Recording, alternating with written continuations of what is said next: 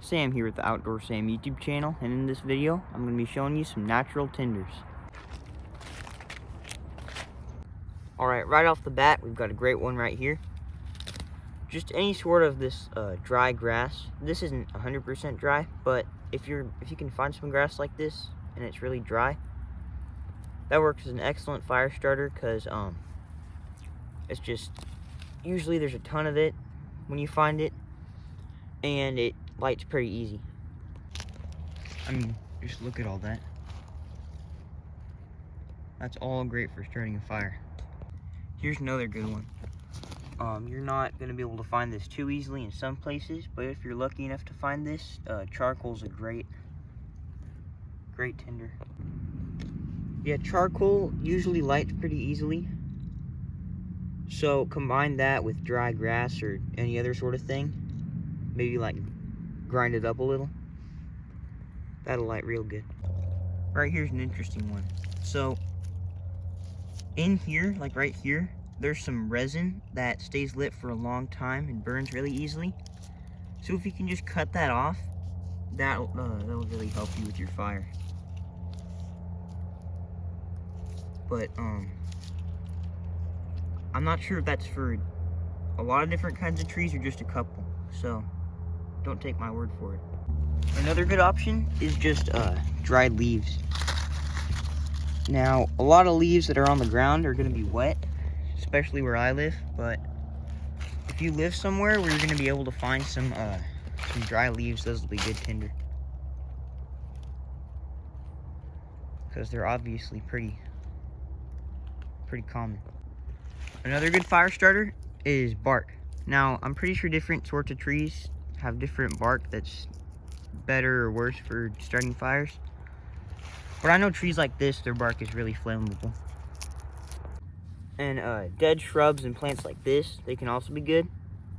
But you want to be careful, because certain kinds, like poison ivy, I think they can actually release poisonous fumes. So be careful if you're going to do that. Alright, I'm going to head over to this part of the woods, because there's one kind of tinder that might be there. And I think that would be one of the coolest ones to show. Check that out. Owl pellet. Yes. Alright, so here's that cool fire starter I was hyping up. And I'm not sure if this is exactly the right species, but I know there is a fungus that grows on trees and kind of looks like this. It's called the tinder fungus, I believe. And that is a good fire starter right there. Let me see. I'm just going to break it off real quick. Alright, there we are. Tinder fungus. And that feels pretty dry on the inside. It almost looks like wood. And that is apparently a great tinder. And these are really weird, because I know a lot of mushrooms and funguses, they're really soft, but that is almost as hard as wood.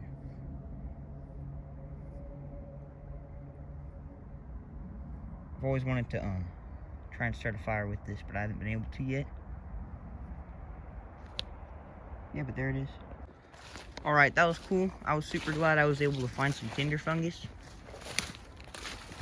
But now I'm just going to be talking a little bit about what tinder is and how you can use it to start a fire, and why it's important. Even more owl pellets over here. That's super cool. Alright, so basically what tinder is, it's what you're using when you're first just starting to start the fire. So if you have matches or a lighter, you actually hold that to the tinder. And you can use a lot of different stuff for tinder: paper, cardboard, cotton balls. But it's really important, because if you don't have something that can actually catch the fire, then you're not going to be able to build a fire. If you're going to go camping and you need some tinder, I actually recommend bringing some cotton balls or paper or something, because you're not always going to be able to find some natural tinders that are good. Might be wet or something. The ways to use tinder kind of depend on what you're using. But if you're using any kind of like grass, little plants or anything, first of all, make sure they're dry, and then just bunch them all together. And if you're using a flint and steel lighter, one of those handheld ones, whatever kind of lighter you're using, You just kind of want to hold that to it, and then it'll catch. Now, it's a little bit harder if you don't have any sort of like man-made lighter, and you're just using like a bow drill or something like that. But I think it's the same principle though. And for that fungus over there that I found, I think you want to like be breaking it up into little pieces.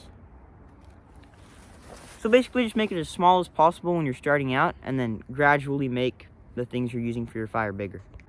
Also, I'm trying to get my channel to 200 subscribers by next month, which I think is a decently achievable goal. My last video got me like 10 subscribers overnight, and I think that was really cool. Thanks to everyone who watched that. But yeah, please consider subscribing, liking this video. Also, if you'd want some more fire starting videos with how to find kindling, how to make different kinds of tinder, like tinders you can bring from home or something, let me know in the comments, because I'm always interested in what kind of videos people want to watch. Guess that about wraps up this video though. Thanks for watching. Have a nice day.